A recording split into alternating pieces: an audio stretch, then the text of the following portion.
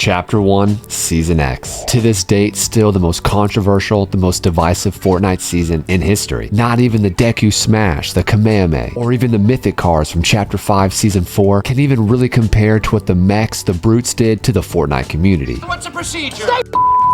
There are many that would argue that this was the start of the decline of Fortnite. And then of course the brutes, followed by the black hole, which lasted almost 3 days, really changed the course of this game's future. So let's talk about it. If you're an OG and you remember playing Season X, you can remember the excitement with it getting here. Now of course Season X wasn't all bad things. This season has arguably the greatest map that we've ever played on. Think about the entire journey we went on as a community from the beginning of Chapter 1 to the end. The map really did such an amazing job outlining what we experienced together. From the crater in the ground, which was our very first live event, to the lava leaking from the volcano, there still has not been a map to this date that has been as awesome and as widely loved as the Chapter 1 Season X map. The loot pool was near perfection with the pump and tac shotguns and the infantry rifle. Everything we wanted to make this the perfect season was there. But then of course, there's the brutes. Most players can remember their very first interaction with one of these things. Between their ability to just absolutely smash everything in their way, taking the materials into their possession, the machine guns, the rockets, the ability to stomp in what's in front of you. Again, there has never been an item or vehicle that has ever matched the power of the brute in Season X. We're really not sure what Epic's goal was by adding these into the game. They weren't balanced, they honestly weren't that fun, but the reality is if you wanted to win, you had to get into one. And with the mechs being so impossible to overcome, being so ridiculous and overpowering, this was really the first time we saw an honest decline in people playing Fortnite. For the first time in the community, you had people complaining about how they absolutely hated the game, that Epic had completely lost their marbles. What were they honestly doing adding these things into the game, ruining the completely perfect gameplay they had set up? I mean, we had just gone from having ballers to go across the map, some of the most fun movement you could ever ask for, and then we got mechs.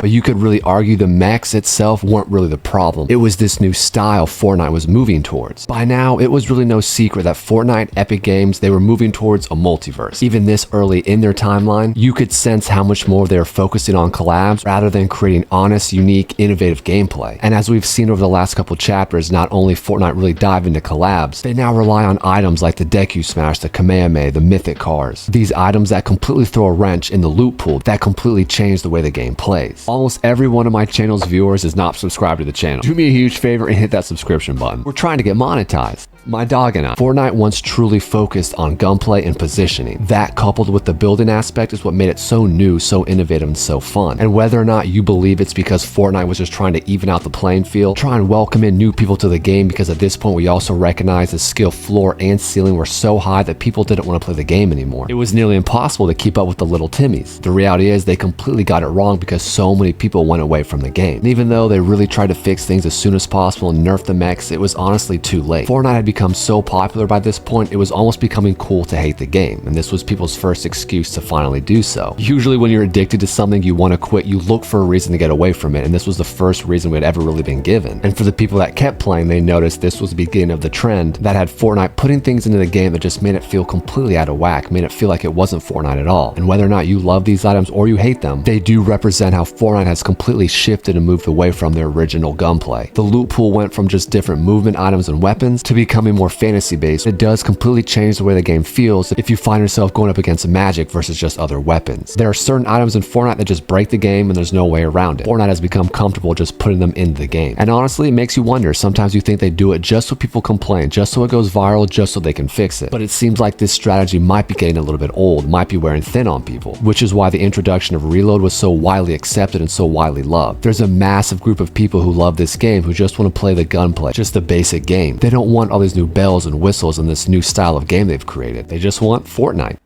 Serious, drink your water.